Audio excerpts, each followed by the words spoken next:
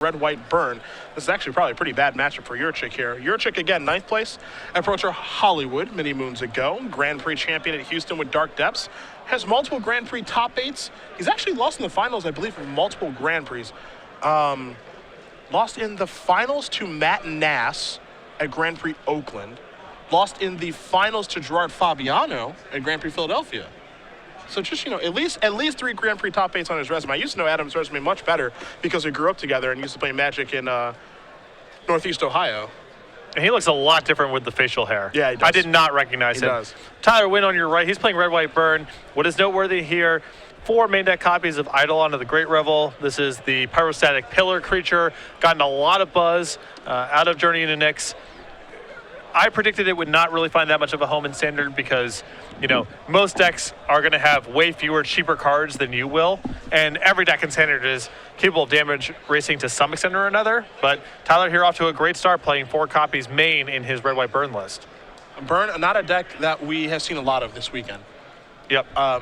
It's a deck that I'm not really sure how much better it's gotten with the new cards. Again, Eidolon of the Great Revel is, the card that can kind of go in this deck to take over from the Ash Zealot spot. Ash Zealot was never a card I think people were excited to play in this deck in the first place. So this is kind of like a makeshift Ash Zealot that can actually, probably more often than not, deal the 4 points of damage that you were looking for from that slot as Yurchick's going to play a Pack Rat here. And the second copy has the potential to be a lot more impactful than Ash Zealot too. Yeah. Because you can get to the point where your opponent just cannot play spells, period. See if Winn has a removal spell for this. It's going to be a Magma Jet to take care of the Pack Rat. So it's probably pretty important in this matchup that you do kill Pack Rat on turn 2 and not actually let it do its thing. Well, there's an interesting dance where sometimes you actually want them to be activating their Pack Rat to some extent because it leaves Searing Blood as a live draw. So when I've played burn strategies, I've often not straight away killed a Pack Rat even when I could because I'd be happy with them spending some turns activating.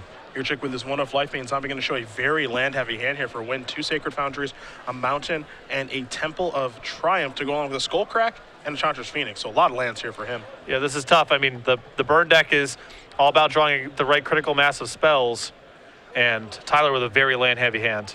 Talking to Yurchick in between rounds, he just said, I haven't had the time to actually play a lot of competitive Magic recently, as there's a Searing Blood off of the top. Yurchick's going to take 3 from that, 2 damage to the zombie. He's going to make sure he knows exactly what that does. But, basically saying, I haven't had the opportunity to play as much competitive Magic as I'd like, but with Journey to Nyx coming in to both formats, the PTQ format, which is sealed, and into Standard, he said now's a pretty good time to jump back in. So he's been firing up the old Magic Online, which is where we used to chat and hang out a bunch, and he's obviously off to a nice start here. Lost round 1, has ran off 5 in a row, so he's going to fire up Mutavault. And I was not a big fan of that turn there from Tyler. I think I would have just deployed Chandra's Phoenix. That means what likely happens is Adam uses a removal spell on it at some point down the line, and then you can use the Searing Blood to take care of the Lifebane Zombie. It's also just more mana efficient to spend your 3 mana that turn, leaving you up for a sequence like this turn, for example, where you get both Searing Blood and leave up mana for the Skullcrack. In for 2 does come the Phoenix, however, and this is Devour Flesh from Yurchick, going to take care of the Phoenix here. So Yurchick going to avoid taking 2 points of damage here, and it's kind of what you spoke about as far as mana efficiency is concerned. Additionally, you could say, for the most part, that Searing Blood is always going to be turned on, but it's very important that you actually do get your points in with Chandra's Phoenix when you have the opportunity, as Yurchick's going to come across for 2 here with that Mutavault. Yeah, with a Lifebane Zombie in play and a Mutavault for Yurchick, there's almost no way that the Searing Blood gets stranded. So then the priority should be, how do I maximize damage? I think Tyler would have been better served just casting Chandra's Phoenix on the 3rd turn. Yurchick giving it that pen its all right now to see if he can get it to work. Doesn't look like that's going to be the case as he keeps scribbling away here. Winn going to cast a Skullcrack right now to get back this Phoenix. So if Grey Merchant does show up to the party, it'll actually be able to gain some life now. Yeah, and tapping out here and having to use a Skullcrack, a lot of cascading consequences here for Tyler having used the Searing Blood on the 3rd turn in lieu of playing Chandra's Phoenix. I think the Phoenix will have the opportunity to come in here in just a moment as Adam is going to finally be able to get his life total exactly where he does want it with a working pin. So the Phoenix does come back, and we'll see if Yurchick does have a Bile Blight or some other removal spell to get that thing off of the table. I mean, if it's not lands and it's not creatures, it's probably removal Gotta spells. be removal, right? I mean, it's either removal or like a card like Thoughtseize. That's all it can really be. I think Adam still would have cast Thoughtseize last turn. I Yeah, mean, he knows fair. there's a Skullcrack there. Yeah. I guess it could be Hero's Downfall exactly, but Yeah, I had a feeling it may be Yeah. a Bio Blight, so that's going to take care of that. Yurchick going to quickly untap here. You see the life total is 14 to 18. Again, this is a really difficult matchup here for Mono Black, but given the way that this game has been going, you got to be pretty happy for Yurchick as he does draw a Nightveil Spectre. yeah, I think the extent to which the matchup is good for burn strategies is a little overstated. I think that Mono Black has some reasonable game, discard spells especially, and the burn deck is just very sensitive to flooding out. Yeah.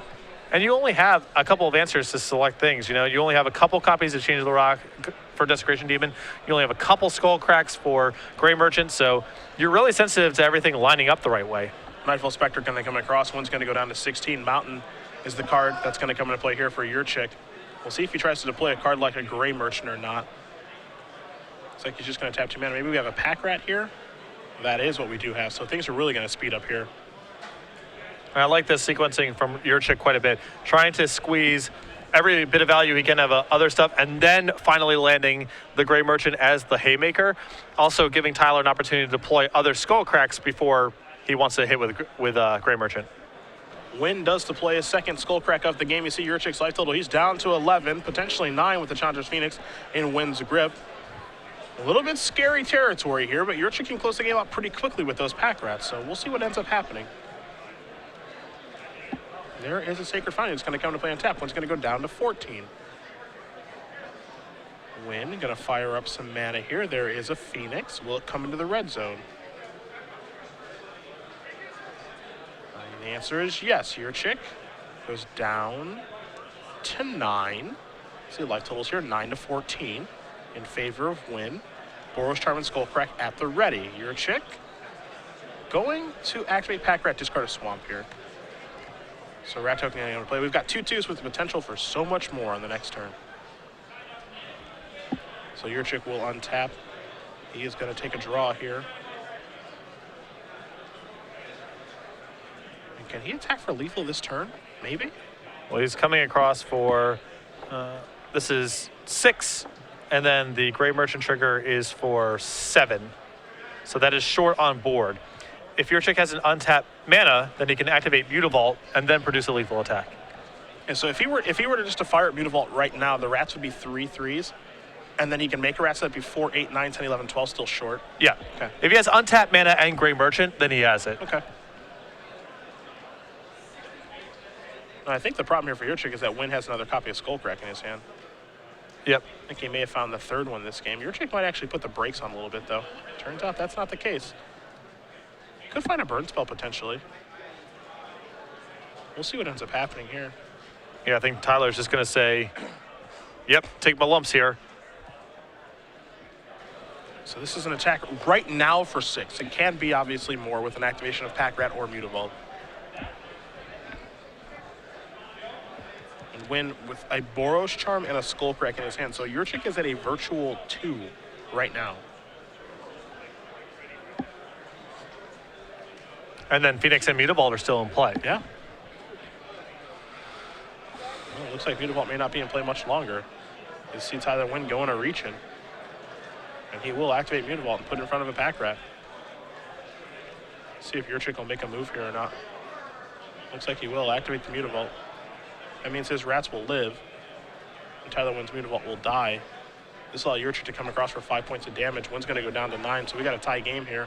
Nightveil Spectre trigger on the stack, so long as Adam does remember, which he does. This is going to find an Eidolon, which will not do anything. Here is the Grey Merchant. That is a Skullcrack. So Yurchick going for broke. Does not work out in his favor. You see the count here for Grey Merchant, 2, 3, 4, 5, 6, 7. Winn's going to go down to 2. But 2 is not 0, as Yurchick is at 6. But if Tyler played that land on tap last turn, he probably has Boros Charm or some other burn spell in hand. And yep. Mm-hmm. So that's Xaxes. That's going to do it. The Boros Charm is going to get the job done along with the combination of Chandra's Phoenix. And we'll be going to a second game here. As Yurchick kind of being a little bit reflective, you can see. Maybe wondering if maybe he made a mistake. He did have a Devour Flesh in his hand at the end of that game.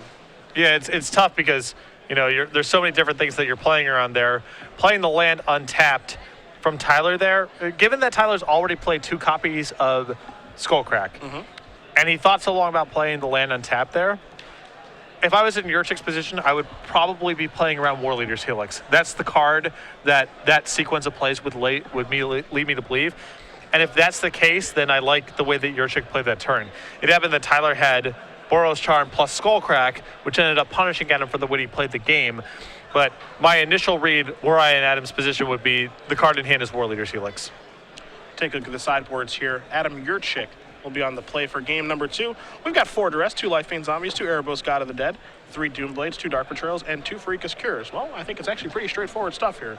Duress, yes. Freakus Cure, yes. That's 6. You can make arguments for Doomblade or Lifebane Zombie in this particular matchup, but I think it's a pretty easy 6 to start moving in. He can maybe sideboard out these Heroes Downfalls, which are pretty poor. Bio Blights could be pretty bad as well, and just move forward from there. I think Lifebane Zombie's got to go. When I have been playing, when I played Burn against Mono Black, if Searing Blood is live, the matchup's really easy. And if Searing Blood is straight into my hand, the matchup's really hard. So the first thing to do is get rid of cards that are susceptible to that. I actually think even Pack Rat is a card that Adam should very strongly consider removing from his deck. I think that the upside of winning the game with Pack Rat is more than outweighed by it just being a big Searing Blood target. On Tyler Winn's side? 4 Fire Drinker Satyrs, 4 Satyr Fire Dancers, so we've got the Fire Satyr party. 2 Chain to the Rocks, 2 Staff of the Flame Magus, 2 copies of Wear Tear, and a Chandra Pyromaster. This is interesting because Tyler has the option of either going, basically removing the creatures altogether, which is one path, or bringing in more creatures. I think that what he's most likely to do is bring in the additional copies of Fire Drinker Satyr, and I think 2 copies of Chain to the Rocks as well. I'm not sure exactly what he's going to want to cut. I think Eidolon of the Great Revels is pretty bad against Mono Black Devotion. They have a lot of impactful 4 and 5 mana spells, and if they have Pack Rat going, they don't need to cast any spells for the rest of the game. And they are capable of damage racing Q, so your life total matters as well. So I think Fire Drinker Satyr is essentially the same threat, but a little bit more efficient. I think the Chandra is okay in this matchup too, as sometimes they can't really attack a Planeswalker effectively. And as you mentioned, it's possible Adam is removing some copies of Heroes Downfall anyway, so your Planeswalker may be a little bit more stable.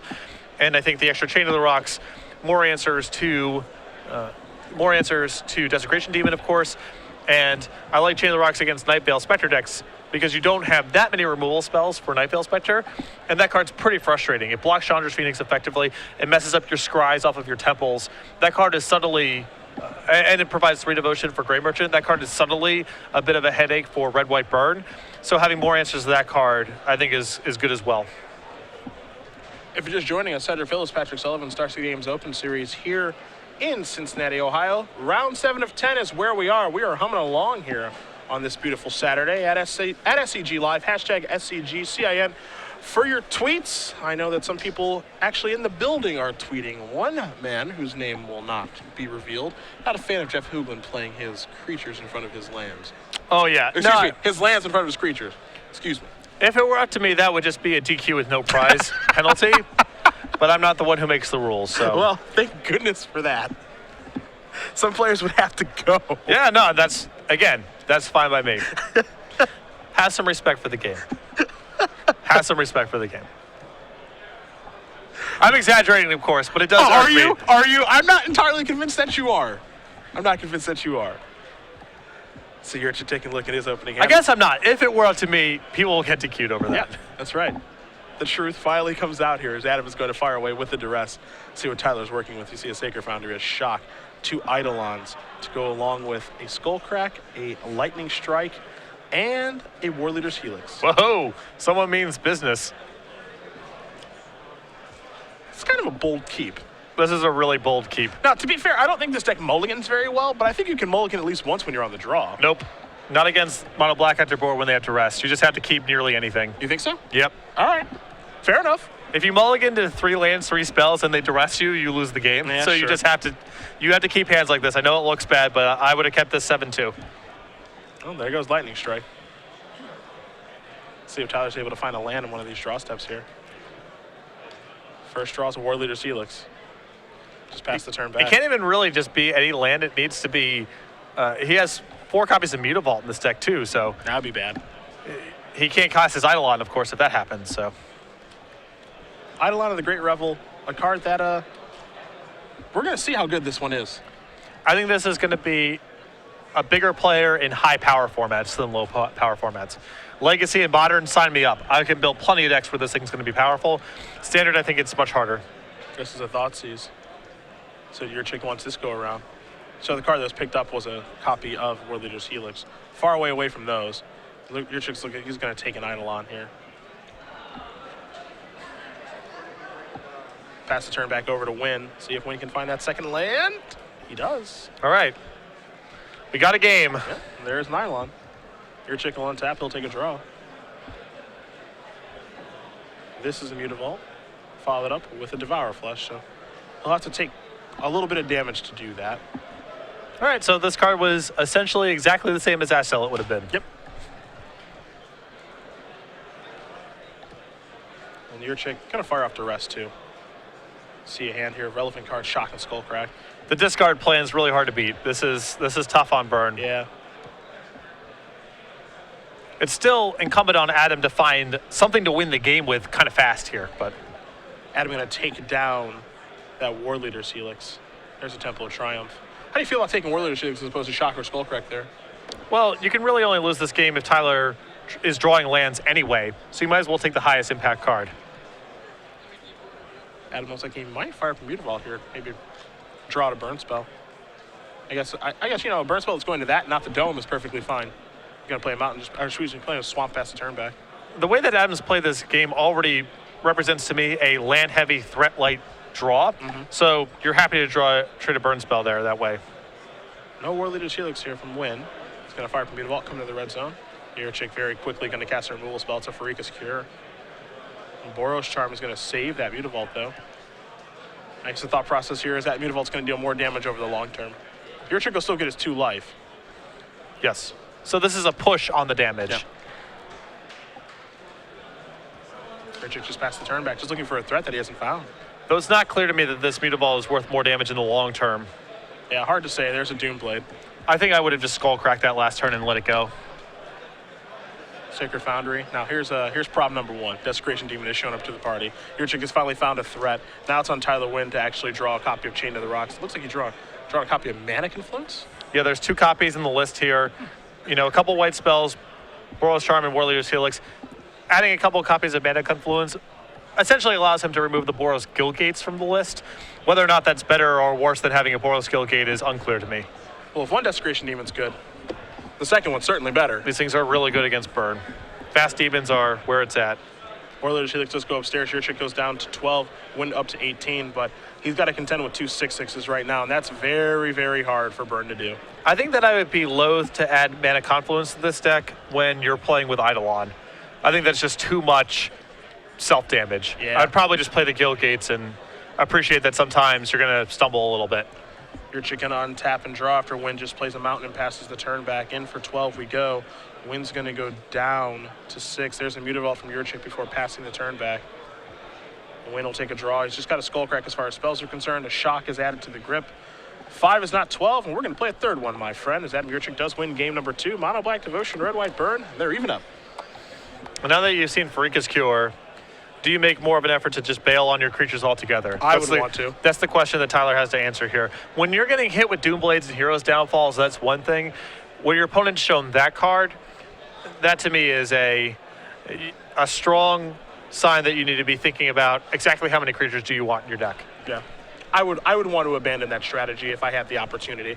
Now, it's interesting because I have seen players like Vidianto Wajaya when we were in Los Angeles, where he boarded in to creatures. He boarded into Fire Drinker Satyr and other things of that nature and just tried to overwhelm you with the creatures. At the time that was going on, Farika's Cure had really subsided from sideboard slots. Okay. The rise of monsters meant that people just had to have, you need 4 Doomblades and 2 ultimate prices in your sideboard, or whatever the case may be.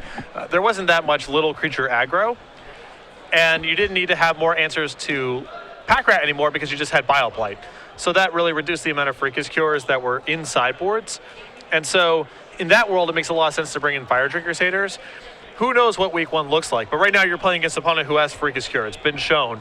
So you have to question what kind of plan you have in the post-board games. Well, it doesn't look like either player is really changing very much here as we're going to move forward for game number 3. Patrick, over 8,500 watching right now. Great. Big thanks to everybody who's hopefully enjoying it at home. It's been fun to watch so far. Jeff Hoogland sitting at 6-0. I think he may have won his match as well. I know he's in the sideboard right now getting ready for a deck tech with Nick Miller. A lot of people on Twitter asking about his junk mid-range deck, so we'll be able to fire that up for you guys later today. Harry Corvasi, I believe, also sitting at 6-1 right now after round 7 is done. He's playing a green-white aggro deck. I know Nick will be sitting down with him as well. So some different decks here. I think the one thing that Nick told me in between rounds is that basically there aren't a ton of new cards running around today, but it's just a lot of people being able to play the decks that they wanted to play previously. They didn't have the mana to play because of mana confluence. Yeah, we had a green-black mirror match earlier. Mirror in terms of colors, not necessarily strategies, although they were both graveyard-oriented. We had blue-white splash red control. That was another deck that we saw. And these things were just not possible before.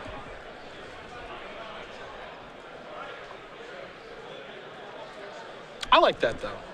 I like that people can play these decks now. Yeah, I like the slow progression. I like the building of anticipation. I don't like dumping 10 really powerful dual lands in City of Brass in everyone's lap in Theros and saying, go to work. I like dividing it up so people have things to look forward to. Even if none of the new cards are exciting to them, they get to incorporate new cards. Green-white is a deck that I know Harry is a pretty big fan of, and I know a lot of people have tried, but every time they have to play a Selesnya Guild Kit, yeah, they just die inside a little. Even right. Temple of Plenty isn't great.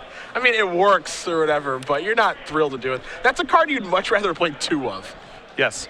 Although I don't know if you can afford 4 copies of Mana Confluence, and that logic has been, I don't quite understand it. A lot of people think that you can just play 3 or 4 copies of this card. No. It's not like people have historically bent over backwards to play with City of Brass, and even though Mana Confluence is better than City of Brass, you can't twiddle it or port it for damage. In 99% of Magic games, that doesn't matter. It's effectively the same card, and the cost is really high. So I think most decks are going to land in a place where they want to spread of that sort of effect. There are some outliers. Like Naya Hexproof, I think, wants 4 Mana Confluence because that deck is just trying to be as fast and streamlined as possible. But for a deck like Selesnya Aggro, I don't really think you can afford 4 copies of Mana Confluence. I think you want 2 copies alongside a lot of basics, the 4 Ravnica dual lands and the 4 Scry lands. Let's not forget Naya Hexproof can actually gain that life back, too.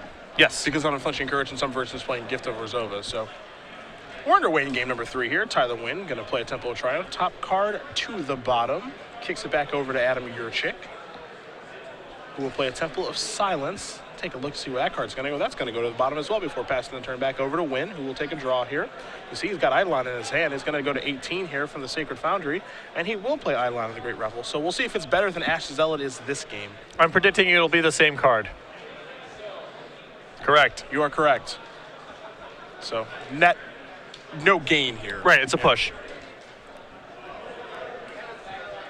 Freakish Cure showing up there for Yurchick to take care of the Eidolon. Winn will untap and take a draw. Looks like he may have drawn Chain of the Rocks. He's going to play another Eidolon, pass the turn back. Does not find a 3rd land as Yurchick will take a draw here. See if he has a removal spell for that. Looks like he does have a Devour Flesh, and he's going to do this. So again, going to play the role of Ash's Zealot here. Has not been functionally different yet. And now this is a Thoughtseize for Adam Yurchick. See the grip, 2 copies of Chain of the Rocks, a Searing Blood, along with a Chandra's Phoenix and a Magma Jet. Patrick, what do you take? Probably Magma Jet. Unless you have a backup discard spell and a Desecration Demon, and then just go after the Chain of the Rocks. He's going to take a look here at Searing Blood. See if that's what he wants to take. If he has a lot of removal spells, he doesn't necessarily care about the Chandra's Phoenix. He can play around Searing Blood, especially now that he knows about it. So to me, the question is, can you open up a path for a large creature, in which case start attacking his copies of Chain of the Rocks? And if not, just err on the side of taking the Scry card. Scrying is so valuable for the burn decks, and Tyler's hand needs a lot of help right now. Yeah, Tyler needs a little bit of everything right now. Yeah, he needs mana and spells. Looks like Yurchick's going to go with Chain of the Rocks. Leads me to believe that he probably has another discard spell like a Duress or something to take care of the other one, and then his plan might be Desecration Demon as a Mutavault comes rolling off the top here for Winn. He's going to play the Phoenix, come across for 2, put Yurchick down to 14. As Yurchick will untap those 3 lands, he'll take a draw. We'll see what he can find. That Mutavault was a big draw there for Tyler. And that Mutavault was a little bit of everything, a land and basically a burn spell, as Yurchick is going to take the other copy to Chain of the Rocks. So this is a player who's definitely setting up a Desecration Demon. He's going to attack here with a Mutavault. Winn's going to go down to 18. Yurchick is at 12, though. His life total is getting pretty low. Yeah, and again, Yurchick can't block with the Mutavault because he knows about the Searing Blood. So he just has to attack. Mutavault's going to get fired up. Winn's going to come across here for 4. Yurchick's going to go down to 8. See if Yurchick can find a 4th land here for Desecration Demon, which seems to be his plan. His thought process is, I can get the 6/6 in play. I can definitely win this game. We'll see if that's the case. So Magma Jet's going to show up here. It's going to put Yurchick down to 6. There's a lot of things that kill Yurchick from here. See, Phoenix and Shock are the cards that Winn's looking at. I'm not sure either of those are good right now.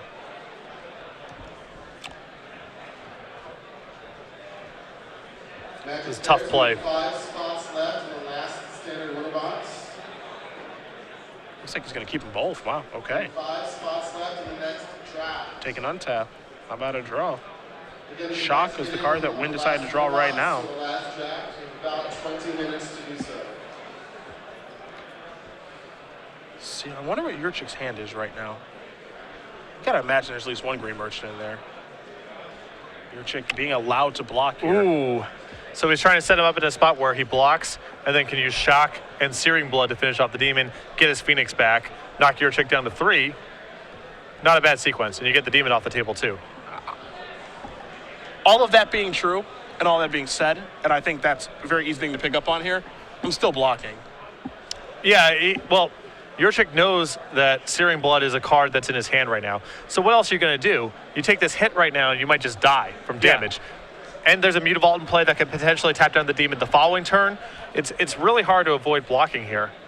Yeah, there's a very real chance that my opponent just goes, oh, yeah, I go to force to go, okay, Boros Charm you. And the only way that this block is a true disaster is if Tyler has 2 copies of Searing Blood, and he can't cast 2 in the same turn because he doesn't have 4 red mana. So you're just going to lose all that stuff. He's going to take 3. He's going to go down to 3. It's a huge exchange of resources here. And Tyler better remember to get that Phoenix back, or this isn't a good turn for him. I mean, he's pointing at it.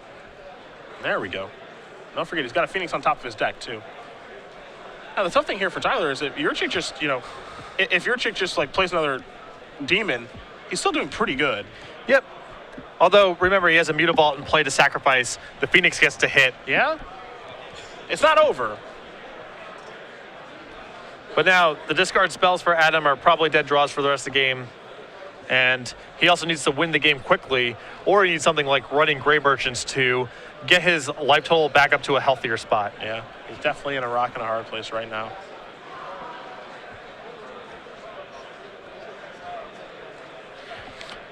I'm a little surprised that Tyler set the second Phoenix on top of the deck here. Yeah, me because too. If your whole plan is predicated on the fact that you're going to get the Phoenix back and recast it the following turn, how is this game progressing in such a way that you need to get the second Phoenix? You need to cast a second Phoenix. At that point, I would rather have more stabs at finding a burn spell, which is what Tyler really wants from the spot. I think keeping the Shock on top makes sense because of exactly the type of turn Tyler was able to have. But I think at this point, drawing a Chandra's Phoenix is worse than the average draw in his deck. See, Adam does have a Gray Merchant in his hand. Now he's just really considering his options on what he can do with it. Because we know he has the 5th land as well. He almost played the Swamp and then he picked it back up. So he's definitely got some things to do on this turn. That we know. Also, remember, he knows that Tyler kept that other card on top.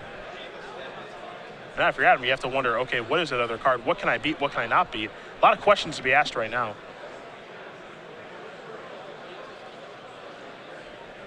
But a very good player in your left. He'll be able to figure it out. So Nightveil Spectre, that is a really good card right now. Play a Swamp, pass the turn back. That is a really good turn for Adam Yurchick. That's another card that makes keeping the other Phoenix on top really bad. So Phoenix has to come into play and pass the turn back. Yurchick is going to take a look at his hand. He's got 2 cards hanging out over here. Maybe he casts a Devour Flesh or something of like that. He's just going to untap. He's going to take a draw here. We know he has a Gray Merchant. Gray Merchant will be for 5. Going up to 8 is insane right now. Yep. Yurchick probably can't attack just yet with the Nightveil Spectre, but he has a lot of breathing room right now.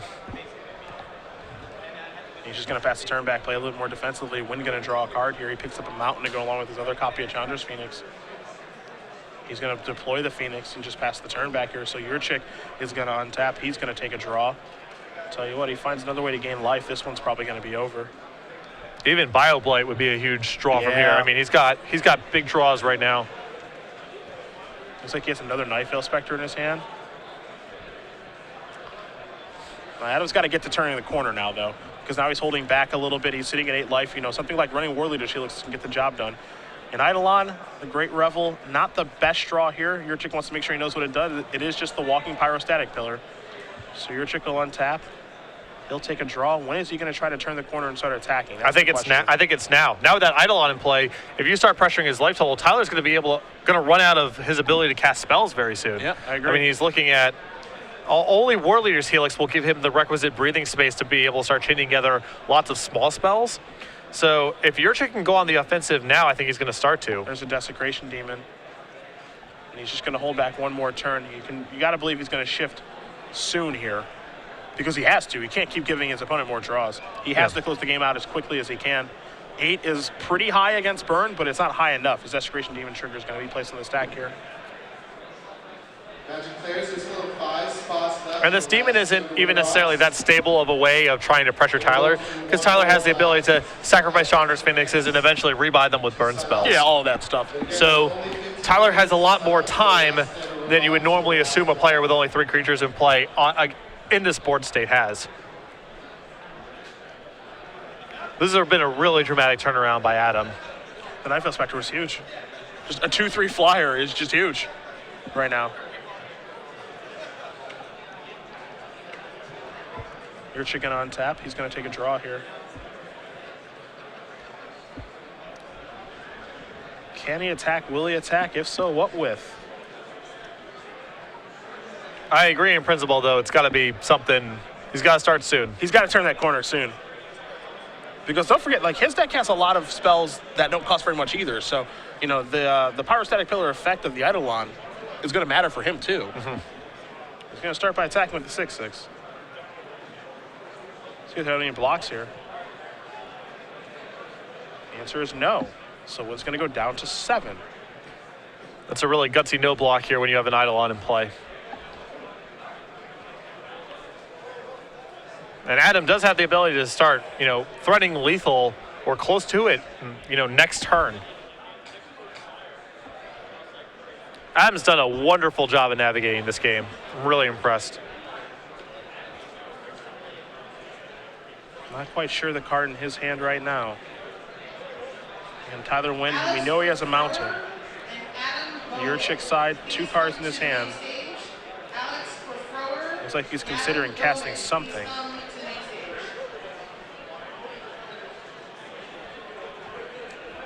I think Winn may be considering something here now, too.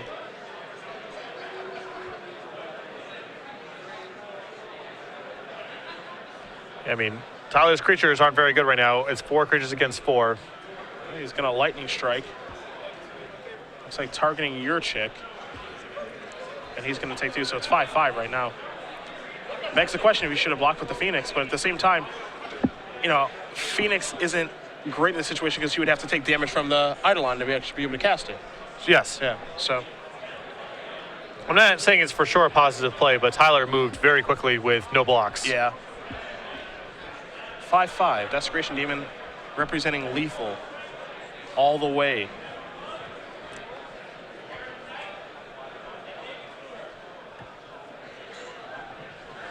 And Yurchick's really getting paid for how defensively he played this game. I mean, even with Tyler missing multiple draw steps here, he's still barely hanging on. He could have gotten more aggressive at some point, and it may have come back to hurt him. Mutavault's going to go active. It looks like the sacrifice of Desecration Demon.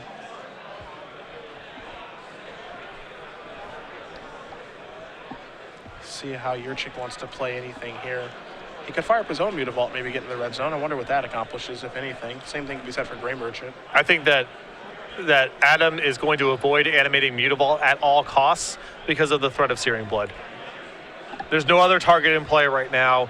The gains of attacking with your Mutavault are kind of hard to suss out from this board. Makes sense. But if there's Searing Blood involved, it's really bad. Makes sense.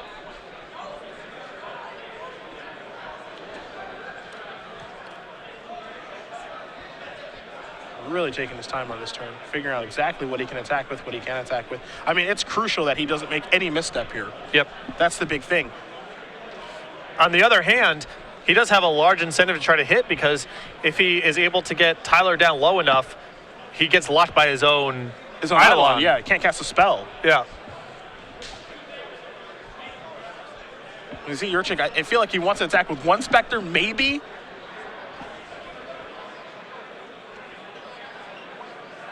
See, now he might fire up the Mutavault. I agree with you that, Tyler has been holding cards for a little while, so by turning on Searing Blood, that is very dangerous. It's a big risk. Now, we know Tyler has 2 lands in his hand, so, that, again, Yurchick doesn't know that, and it would make sense that if you think about things for a minute, okay, what spells isn't he casting?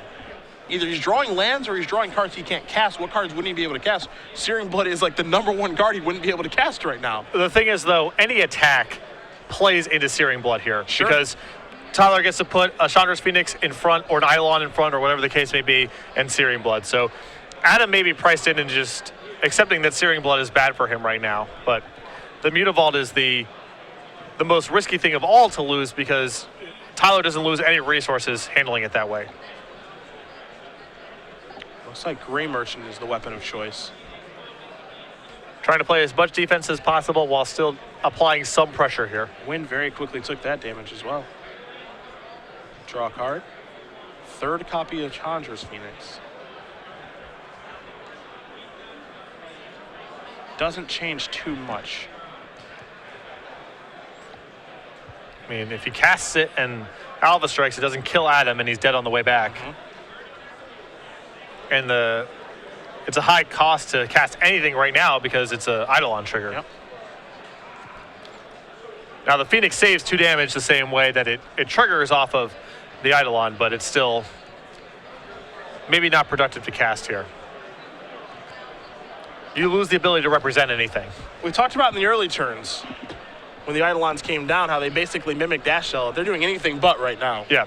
It's putting both players in the squeeze. We don't know what Adam's hand's like, so we don't know how much this Eidolon is constraining him, but we do know that Tyler is starting to get squeezed a little bit. And then for those of you who have never had the opportunity to play against Adam Yurchick, we don't know what's in his hand because his hand is face down. I can promise you Tyler has no idea what's in his hand. He gives no information away when you play against him. We know it's not Gray Merchant. Sure, we can deduce that. Yeah, we can safely rule out Gray Merchant. Probably Desecration Demon as well. He does not give away information when he plays. He barely says anything, and you will get no emotional reaction out of him during any stage of a game. It's actually a lot of fun to watch. Yeah. Tyler, on the other hand, very visibly trying to work this one through. Yeah.